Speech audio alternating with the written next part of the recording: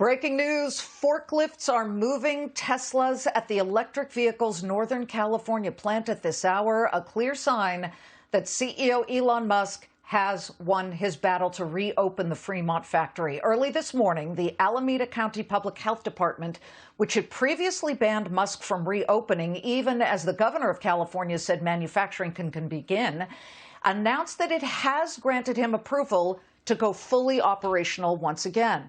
All California manufacturers were forced to shut back on March 23rd as the coronavirus spread.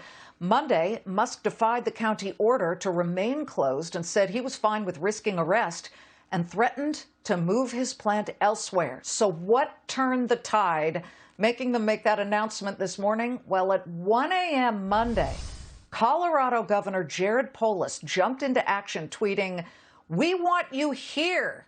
At Elon Musk in Colorado. We are the best of all worlds. We are very pro-business, low taxes, also pro-immigration, pro-LGBT, globally minded, bright, smart, motivated people love to live here. All right, he wants the cyber gigafactory, all of it. Headquarters right there. Look no further than Colorado, he said. Well, Polis was not the only one who has started, asking Elon Musk to date here, at least for the headquarters. Texas Governor Greg Abbott issued a statement saying, "I've had the opportunity to talk to Elon Musk. He's genuinely interested in Texas and genuinely frustrated with California. We just got to wait and see how things play out."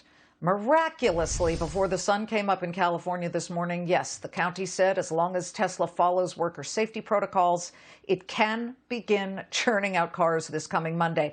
Tesla stock was higher earlier. It's reversed a bit right now. It's down 3.3%, but it spiked 116% since the March 18th low and has jumped 86% since the closure.